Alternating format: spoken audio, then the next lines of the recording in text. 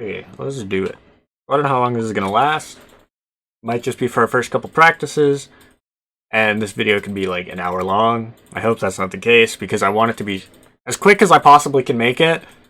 So you can just watch it real quick, pick up some information, and move on with your lives. But these are just some things, objectives from both team perspectives that I notice, and want us to play better. So let's jump right into it. And the first thing I saw when I was watching this replay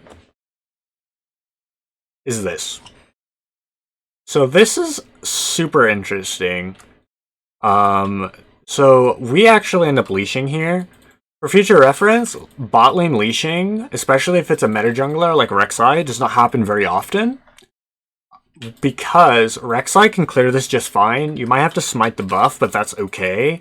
The only real benefit you get to leashing a buff with a meta jungler is that you give them increased clear speed against other junglers, but since you're both leashing, that actually doesn't matter. But what it does do is it actually can put your bot lane behind. So it doesn't happen this game because these guys are out of position and we see that on this board.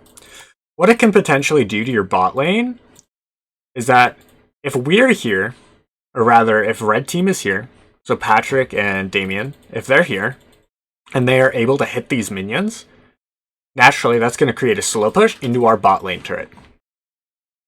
What it also means, and more importantly for aggro lanes, which Rel, definitely so, but Sen is more sustain, is it means these guys will hit level 2 first. Which for me and Will is extremely bad, because Will started bind. There's nothing wrong with starting bind, it's just something to keep in mind, that if these guys do hit level 2 first, we're almost guaranteed to have to blow a summoner, or just get completely zoned off of this experience. It also enables these guys to slow push this into our turret, so we actually might end up losing a ton of minions and giving these guys a cheater recall. If you don't know what a cheater recall is, it's basically where you shove a wave into their turret, back, get a quick buy. Normally they're not super expensive, so in this case, in this scenario, if they slow pushed it, this will crash on the third wave. There'll be a wave and a half under me and Will's turret. We can't clear it fast enough, they'll back off. They'll recall, they'll buy like a cull for Senna, and then maybe a cloth armor for Rel, or boots, and they'll come back. Called a cheater recall because it's like they cheated. So from our perspective, they never left lane, but they suddenly have more items. So that's just something to be aware of, and it's something we're risking every time we leash. So if Grant, you could work on kiting the buffs, so you don't need a leash as consistently, then that would actually help me and Will out a ton. Luckily, these guys were over here for some reason. They should have been, like I said, down here, hitting these. So luckily we don't get punished for it here. But yeah, it's just something to keep in mind from a jungler and bot lane perspective. So next, Kindred went her red to your blue. We see it on a board. So what this means is that we should immediately start vertical jungling. If you don't know what vertical jungling is, it's where instead of going, you know, your blue down to your red, you instead go your red to their blue. It's pretty common most of the time against invading junglers. This will happen all the time with like Ivern or Olaf or something like that. And when it clears fast, even Udyr. So it's important to keep in mind that you do not let this hinder your early game. Because the instant you come over here to try to stop this, it's extremely crippling. Because if you do not stop her, then you're just even more behind because you wasted time. There is no reason for Drew or Nathan to actually come down here and do anything about this, because we saw it on a ward. It's just a waste of time. These guys aren't going to be level 2 until these melee minions die, so they won't even get here in time, and even if they did, there's no way they ever kill Kindred. So what should immediately happen is the instant you are finished with these Krugs, you should be going over to this blue. The only problem with this in this scenario is that Anivia, Diego, has the shove on Drew. This is going to slow push towards Drew. So Anivia will have Prio, but we have priority bot lane, so we can actually come up here and fight this very easily, 3v3, or 4v3 even, and that way you aren't behind any camps, because Kindred actually ends up, and we'll see it here in a second, she does this, but then goes to her blue instead of full clearing, so she actually ends up wasting a ton of time. So vertical jungling in this scenario would be great. So this is a really good gank. This wouldn't have happened if you were vertically jungling. But the problem with this play that I see is it's extremely risky. If this doesn't pan out, you are very far behind Kindred. So it's just something to keep in mind that this is a good gank. Like, this is a good read. You guys play it perfectly. Gold card, knock up, and he's dead. Very good, by the way, on Diego for not flashing. There's no way he makes it out of this. He's just 100% dead. So, nice discipline holding your summoner spell. But yeah, I guess that's enough on that. It's just important to remember that less risk on this, and we can come help you if the situation arises. So we won the gamble. Kindred's mark spawn topside, and Kindred... Okay, we gotta... Okay, hold on. Wait a minute, what is going on here? So we got a lot of stuff happening. So first of all, let's take a look at top lane. So you get the Scuttle Crab, you hit level 4. Kindred's still level 3 because she went from here to her Grump. And you immediately go to gank top lane. So this is really good, very clean. Mordekaiser flashes. Okay. So this is a flash for flash. I don't know. In all honesty, I don't think the flash was worth it. From Rek'Sai's perspective, Rek'Sai, until she gets Prowler's Claw, is a very reliant jungler on flash. You want to flash knock up for consistent CC. And Mordekaiser is never going to die to Ornn in lane, unless he, like, severely misplays. So, flash for flash in this situation, Rek'Sai's flash is way more valuable. So, I think if you just walked at him, I don't think you would have gotten his flash. Oh, he walked up. Yeah, so this flash wasn't necessary. It's not a huge deal, but it is something to keep in mind. You would have got his flash anyway, so just keep that in mind. So let's see what happens, or happened bottom, real quick. It's a nice bind.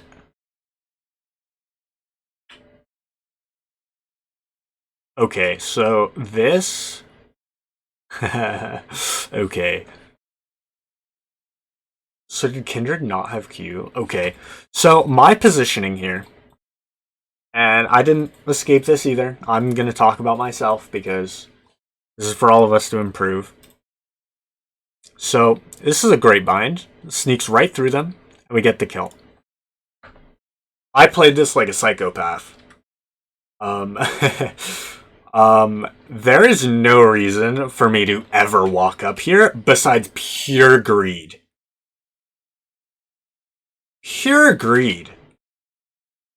Like, there is no reason I should ever be walking up to get this kill here. He is 100% dead already to Will. So me walking up like this, especially when I don't have flash, is basically suicide. Because let's say, in an alternate reality, Kindred didn't Q to kill this Grom. Q's over the wall, I don't have flash, she runs around, and I'm dead. So, this was very poorly played by me, walking forward into this Rel W. Luckily, like I said, Kindred didn't have W, so she's not able to punish this, or Q rather. But that is something I've noticed in hindsight. My positioning, this game, lunatic. I am way too far up, always. So, that is something to take away. If Kindred came bottom more, then This could have been very bad. We got a gank mid lane here. Missed the gold card shuffle. It kind of sucks. You now take free damage, and you were forced off of the wave. It's just a mechanics thing. Blocking the gold card before. You would have stayed. You do have corrupting though. You have a ton of charges. Not that big of a deal, but something to consider. So, Kindred is here on the Krugs. She's gonna die for it.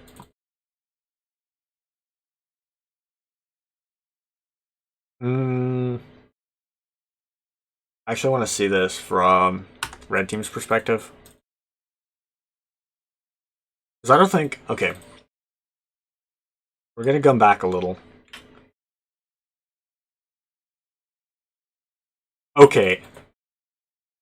This is psychopathic from Kindred. So if we come back here, or back a little further, look at the vision that Red Team has right now. Rek'Sai ganked top about, what was it? Around a minute ago. A little less than a minute ago, but still. Around a minute ago. Rek'Sai could be anywhere. Bot lane is backed. And we know they backed because they have a ward here. They actually just placed this ward, but they can logically tell and deduce the bot lane backed. There is a totally real possibility Kindred jumps over this wall and Rek'Sai is on these Krugs. And you would die instantly. Rek'Sai is actually top though on the Wolves. But because bot lane backed, we have the timing, we catch her out, and she's unable to get over the wall. She ends up dying for it.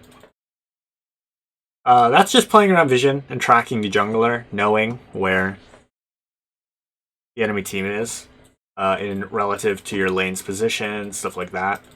And we get a little skirmish. We get a Senna Flash or a TP, which is fine, actually. Looking back at this play, real quick. Looking back at this, so you could tell. Yeah, this is a fine TP. The one thing I would say about this play is you should have locked in, or been not locked in, rather. Yeah, actually, you should have been locked in with a gold card as you started channeling your TP. So I'm pretty sure the timing. I don't think it says. I'm 99% sure the timing on TF's gold card, or his cards in general, when you press W and you're shuffling through them, that's 6 seconds. When you lock in a card, that's another 6 seconds. So it's important to remember that you can lock in a gold card and then start TPing, so you'll appear with a gold card. That's just a small mechanics thing, but it almost might have guaranteed this kill on Senna, which would have been a huge deal. We do get Dragon here for free, but the gold card thing, it's not a huge deal. And you can actually use that in lane, like a ton. You can zone someone for potentially 12 seconds, because they're afraid you're going to lock in a gold card and they're going to get ganked or something like that. This is a small mechanics thing on TF. That's not bad.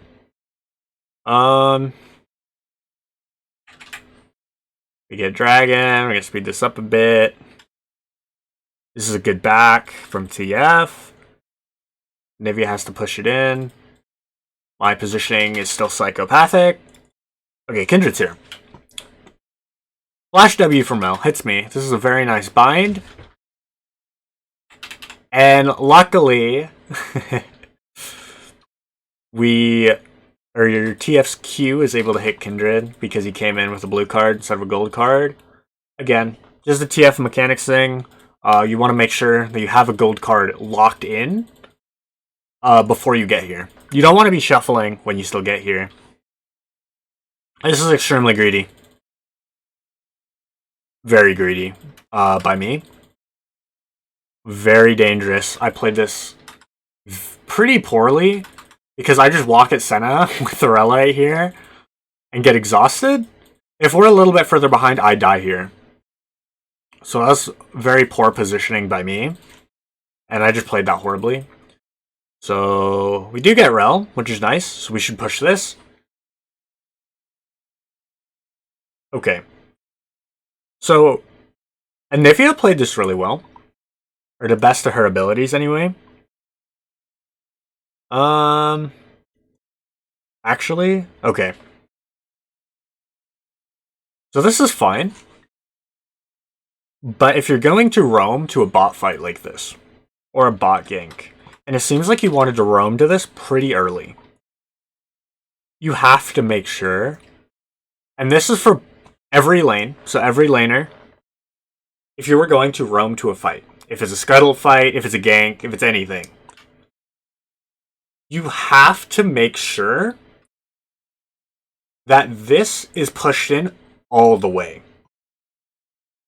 Because what this is doing is it builds up a slow push into their turret so that they can actually catch more CS than if they were... this was hard shoved in. So the correct play here would have been to stay here a little longer, push this all the way in, and then judge it from there. So you're Nivea, so you probably would have pushed this extremely fast. Come back here and look. And let's say the wave is dead now. So you just cleared this. Hypothetically, of course. You cleared this. And these minions are all crashing into this turret. So that's 1, 2, 3, 4, 5, 6, 7, 8, 9. 9 minions right here. That would have been lost if this had been hard shoved.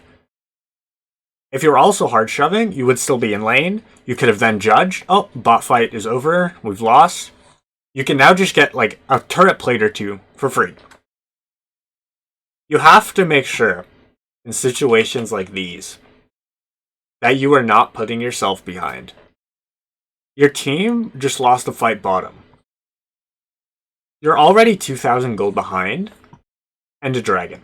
So you have to cut your losses and know when it's okay to roam, and when it's okay to stay in lane and let your team die, which sounds bad, but you have to know when that's acceptable to keep yourself in the game. Because TF ends up getting a kill down here. So if you push this in, minions and tower plates are worth a lot more than kills, okay? So this, and then a turret plate is like 450 gold. To TF's 300 gold for this kill. So it definitely would have been more worth to push this in. Like I said, this is the same for any lane. If you're top lane, your jungler's fighting for scuttle, make sure you want to push this in. So if they follow you, they lose as much CS as possible, and you're not behind. Or, you know, if they come down here, you push this all the way in, so they lose more, and then you come down. So it's just... think about it this way. Waves first, everything else after. Waves come first. Now there are some situations where that's not true. But for right now, when we're still learning and working together and figuring everything out, waves over everything else. And this is true in solo queue too. If your team is team fighting and your wave isn't situated, do not go to your team. Chances are, if you do leave and you lose the team fight anyway, it's tough luck. You just put yourself behind the waves before everything else. Enough of that rant. So what ends up happening here? Just walls him off and walks away. Yeah. Nothing gets done. You could have had 2 waves and potentially 2 plates because TF is pushing this in bot lane. Yeah.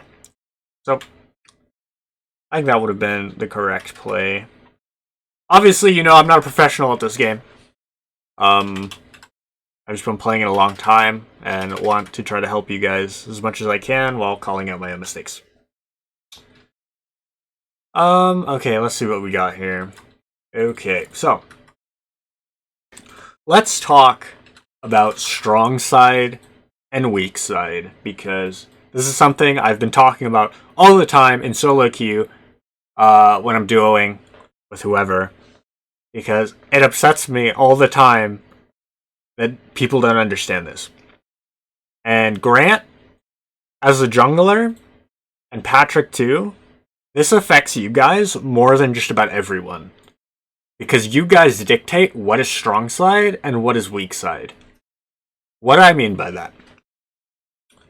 Let's take a look at the scoreboard. Top lane, 0-0-0, and then, you know, he's a little down in CS, but more to Ornn, that's expected. Now let's look at bot lane. 0-2, 0-2, 2-0, 2-0.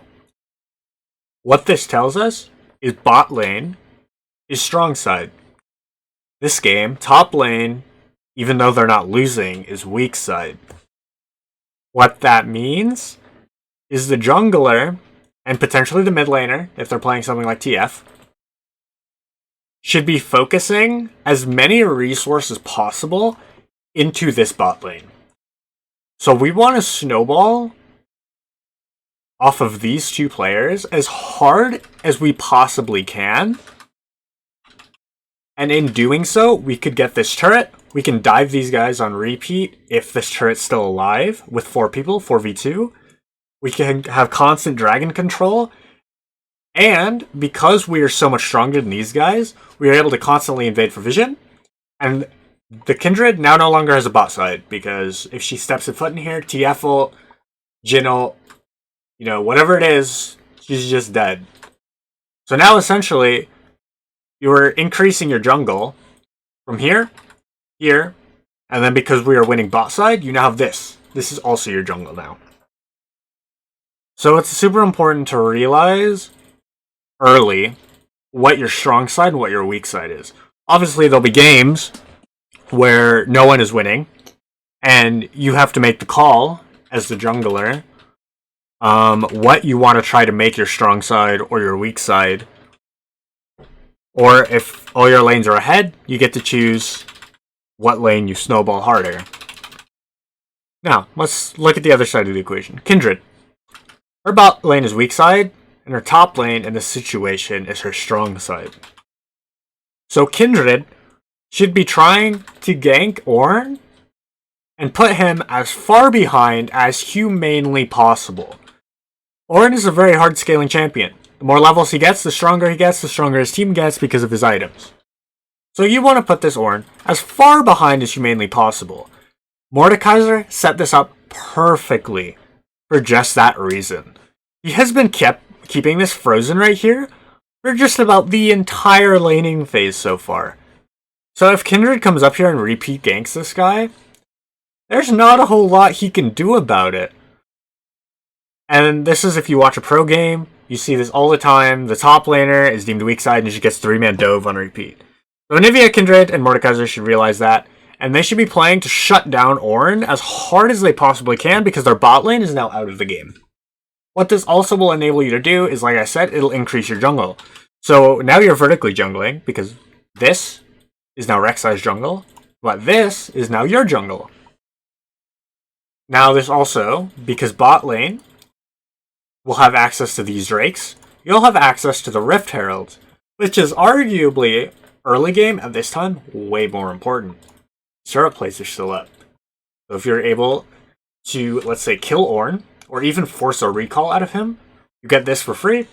You're able to take these plates and maybe even first turret gold, and then Mordekaiser is able to actually hard snowball his lead, and is able to set up the game long enough for Kindred, or Anivia, and Senna to all scale.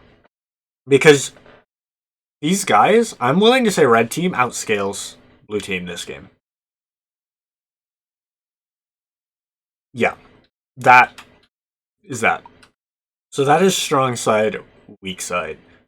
Just to recap, bot lane is ahead, bot lane strong side, top lane behind their weak side.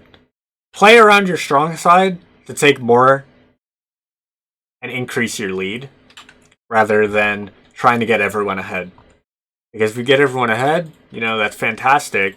But like I said earlier, in this gank middle, there is a risk factor that does not need to be there. So just snowball the lane that's already ahead, and you'll be much better off. Yeah, that's it. So Kindred doesn't actually end up ganking here, which I think is a mistake. Like I said, even if you don't kill him or force a flash, you want to set up Mordekaiser. You want to get this Ornn as far behind as possible so this guy can be your carry. Up until everyone else gets online. Kindred does actually do the Rift Herald here. Perfect. And like I said, this should go top lane. Try to get Ornn behind. Strong side, which it looks like they might. Fight bot lane.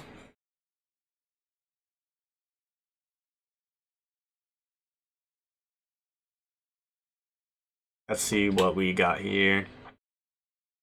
Okay. So these guys are pushing in. So what this tells me, how much gold do they have? I check. I don't know what the keybind is. Hold on. Alright. Let's see. Their gold keybind. Doesn't look like it. Okay. So I'm assuming, by the way this is going, these guys want it back. If they don't want it back, that's a mistake.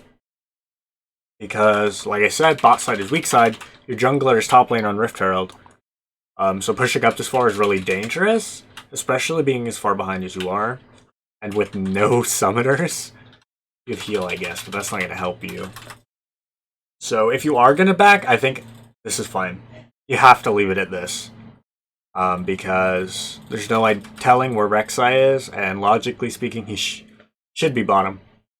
This is very dangerous. Because they do that, the gank starts off with Curtain Call. Rek'Sai's here. I whiff every shot. A good knock-up, a nice flash knock-up, and a good bind. Here's a double kill. Okay. All in all, solid gank. So, what should happen here is Grant, yes, should go here. You should take all of this. Take it all. Take this entire jungle while me and Will get plates. Perfect. This is what I mean by playing. This is playing strong side perfectly. Because Kindred will get these wolves, and if he walks over, doesn't matter. TF has ult. She's gonna die if she comes over here. Nothing she can do about it. Honestly, you could have taken the Gromp too, but, you know, it is what it is. I applaud you for taking the blue buff. That was a little scary. So Dragon is up in 30. Kindred shouldn't be here. She should be topside. Rek'Sai, I guess bot lane died somehow. Rek'Sai should still be bottom for this Dragon. Yeah, I mean, that's all there is to it. You get the mark, which is fine, but in all honesty, if we look at Nathan's positioning here, he's getting pushed in, so I think it's totally okay to let Nathan take this. Since he's so far down, I think it's totally okay to let Nathan take this Gromp. Likewise, if your bot lane's behind, I think it's totally okay to take the Krugs. Just to give their laner a little boost, and it means you don't have to constantly come up to the weak side to clear your camps. Yeah, I think it's much better to be down here for the dragon spawn. So this is a very poor from me. I shouldn't have backed here. So we just killed Rel somehow, I guess. We get engaged and bad engagement from them for no real reason into a minion wave. And we back for no reason. This is a very bad back. If Kindred wanted to... Yeah, okay. Very bad back from me. If Kindred wanted to, this dragon's gone. It is actually gone. It is a 50-50 between Rek'Sai and Kindred. And Rek'Sai doesn't have flash. So if she blast plants in and tries to take this out, try to smite fight for it, it's 50-50. And chances are you're going to die. And that's no bueno. So, very bad back from bot lane. Actually, everyone resets at the same time. Pretty much. The only person who is good to reset here is Ornn. Is Nathan. Because he's going to TP in anyway. If he does want to get here. So he can back and then still get there in time anyway. If a fight does start. It's important to remember. Obviously, we're so far ahead that it doesn't really matter. But for future reference, we need to get this dragon as soon as it spawns. Especially if we're this far ahead bot lane. Because giving them a chance like this is something that will put them back in the game. And we want Soul on the map as fast as possible with this lead. Because that means... that's just a win condition for us, honestly. Yeah, that's that. We killed Rel because she was in rush here too for some reason. I think it was a mistake. Dragon is started. Anivia can't come because she's clearing her wave. That's fine. Kindred is topside. Perfect. I'm gonna go on a rant again. There is nothing more frustrating to me than when people stand around Dragon for no reason. Okay? This Dragon, 100% ours. Okay? And no one is doing it right now. Fantastic. But there are so many games, especially in solo queue, where people will be here for no reason. Like, Senna and Rel will be standing here, and Anivia will be here. Like, watching blue team take this dragon. Like, what does that do? Is that gonna do anything? Are you thinking your puppy dog begging is gonna make them get off this dragon? No. There's no reason to be here. And this is why I think it's going to be super important for us to call early whether we are contesting a dragon or just letting it go. So everyone is on the same page. No one is puppy dog eyeing the objective that is no way they're ever going to get. And we're still doing something productive. Like I said, red team, you're doing great because no one's puppy dogging this dragon. Instead, you guys are farming up. Fantastic. That is perfect. That's exactly what you need to be doing in this situation. 11-0 might seem hopeless, but you have to keep in mind, this is only a 5k gold lead. Now, only 5k is a lot, but you guys scale better, so 5k actually isn't that big of a deal as long as you slow down your dying, play your objectives and your waves, and keep farming. So no puppy dog guys. Fantastic. Kindred's top with Herald, playing her strong side. Fantastic. So honestly, from Kindred here, I think it'd be a totally fine play. You just walk out, help Mordekaiser push this lane, and Rift here just to get plates. Put pressure on Ornn for them taking Dragon. Right now, I actually don't know if she'll drop Herald. Okay, she won't. Maybe she will. Okay, no. She goes to take the buffs instead, which is fine, but like I said, I think you need to get something immediately for losing that dragon. You have to trade. With your bot lane losing this hard, you have to get something on the other side of the map. Like, I've been this bot lane, red team's bot lane, so many times.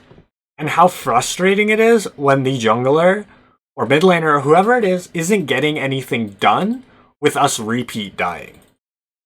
So, you have to get something for it. Have to. A fight breaks out. Okay. I was hoping this would happen at some point. If we're this far ahead, so assuming from the perspective of the blue team, it is extremely dangerous. Extremely dangerous to be fighting here. Mordekaiser is their strong side, remember. He is stronger than Ornn is. So, actually, trying to fight him, even 3v1, he kills Rek'Sai. 3v1! And gets a shutdown off of it. From Mordekaiser's perspective, extremely worth. Okay? That is huge for playing strong side, and you got a TF flash. Oh my... Does he not die? Okay, yeah. Huge blunder. Mordekaiser is the happiest person on planet Earth right now. He's absolutely elated that he was able to get a shutdown and make it out alive. Huge mistake. And this is what can happen. This is the risk that plays when you're playing your weak side. Mordekaiser has the potential now to snowball his lead out of control and shut Ornn down completely. So that is something to keep in mind. Do not, if you can help it, do this. Unnecessary risk is very dangerous. Okay. This is a good TF port. Playing around bot side instead. Remember, strong side, bot lane. Okay. And this is a good fight. So we should take Romp and Wolves. We want to starve out Kindred as much as possible this game. We want to shut down the enemy jungler with our lead. And I don't do that because I'm playing bad and I'm probably greeting for this turret. Which, in all honesty, totally fine to leave this turret up. And that might sound crazy, but leaving this turret up, what it does, we're so far ahead bot lane with a TF ult and a Rek'Sai. Two extremely strong champions for diving, okay? We are so far ahead that we want this turret alive. Because what that means is we can kill them again and again and again and again with the dive potential we have, because they have to come all the way up here to farm. They want this turret to fall because it means they can farm back here safely. So what we should have done instead is we should have taken these camps and then dove these guys again when they get here. Is what should have happened. Yes. Okay, that's what should have happened. Kill mid lane. Let's take a look. I apologize. This is very long, but there's a lot to go over. Because I do not want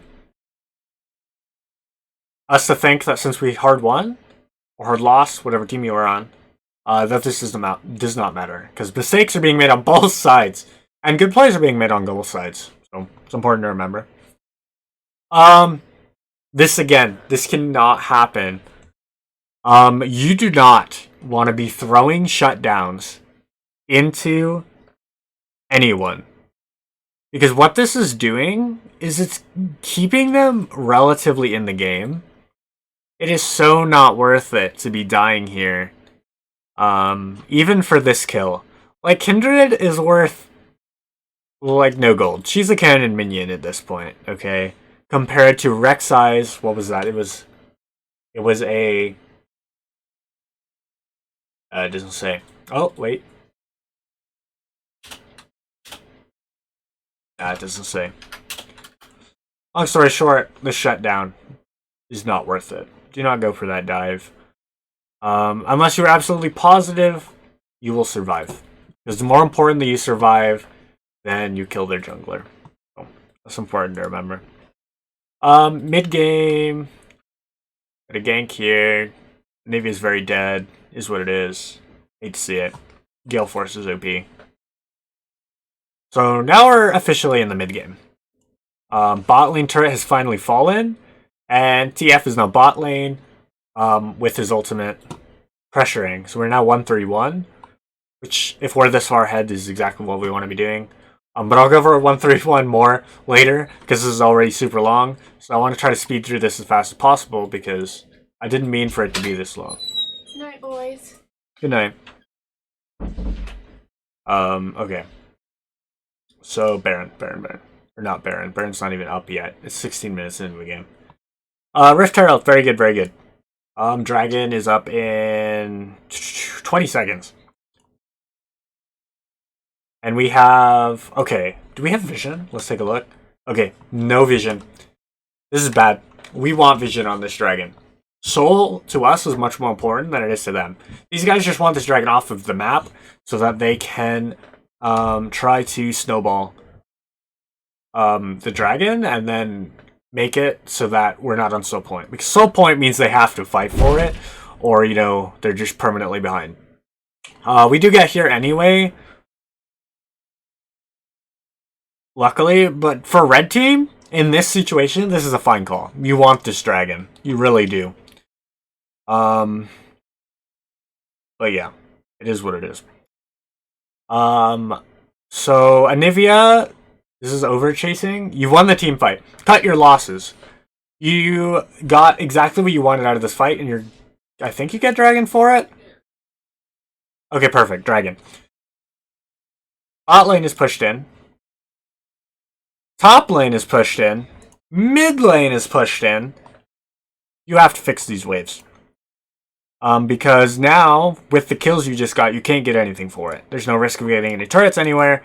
There's no risk of invading. So the only thing, well, besides dying, obviously, the only thing blue team is losing is the dragon. You want to make a play like that, because that was a huge mistake from blue team. Like, that was a huge throw. They're just so far ahead it doesn't matter, because the gold lead's back at 5,000. That's just not a lot. So red team is actually staying in this pretty well because of the mistakes blue team is making. There's just something to keep in mind. Okay, we've returned. This is 40 minutes long. I took a quick pause, so sorry. Let's just continue real quick. The game's almost over. I've almost finished everything I want to talk about. So here, remember what I said before? Waves before everything else. We need someone mid. It should be me, honestly. It should be me mid lane here. And we should be in a 3-1-1 situation. Which Drew is already doing, which is perfect. So we're in a 1-4 right now. Which is fine in certain situations, but in this situation, I think we are so far ahead that it's totally fine to 1-3-1. To get the most pressure and potential out of everything. Yeah, this is really good, pushing this. It keeps Rel over here, which I don't know why Rel is here. It should be probably a Nivea. But this is where taking Ignite bites you, because you can't get to the fights, TF can. So, something to keep in mind whenever you take a Combat Summoner. DP is really good.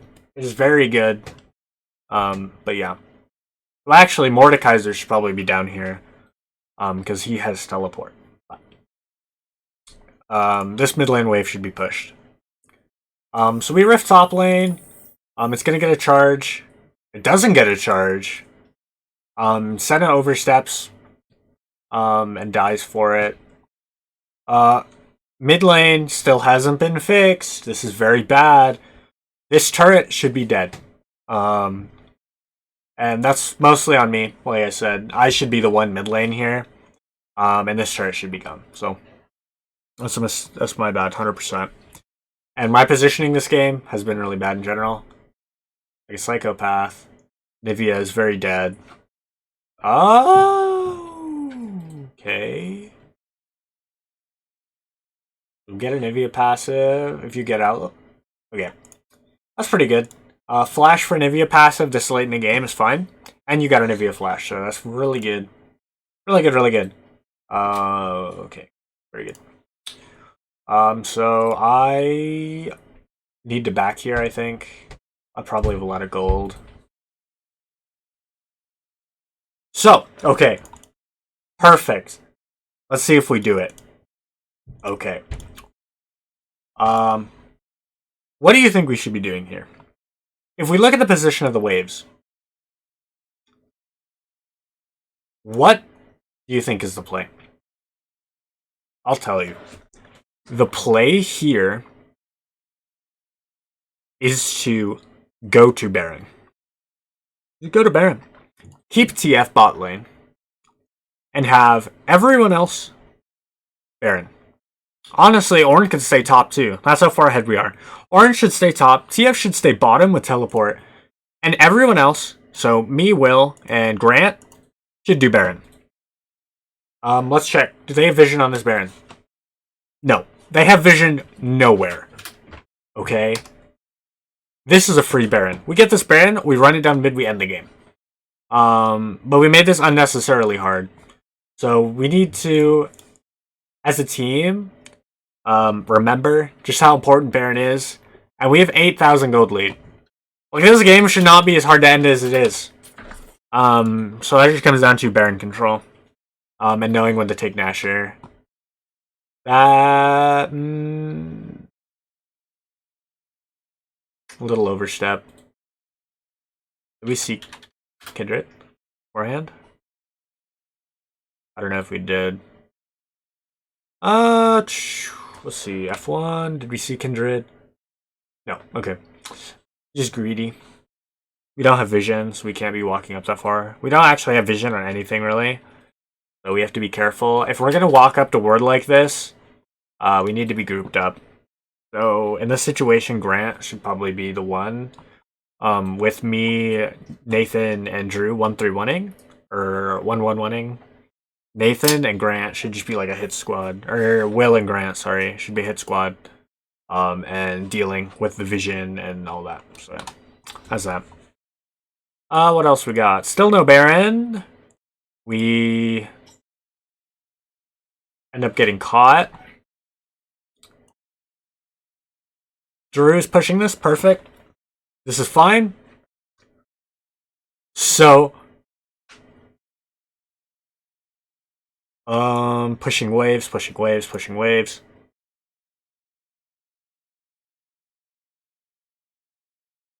Okay, first of all, I'm just going to pause this real quick. Look at how much vision Red Team has because they walked in as a team. They have complete control over this Baron. If we go to our perspective, it's black. We don't know what is happening on this side of the map. This entire quarter, we have lost control over it. And we don't know where anyone is, so this is very dangerous for Orange to be pushed up this far. If we're this far ahead, we need Baron vision, okay? Forget the dragon at this point. The game's not going to go on long enough for Soul to be a factor. We need this Baron.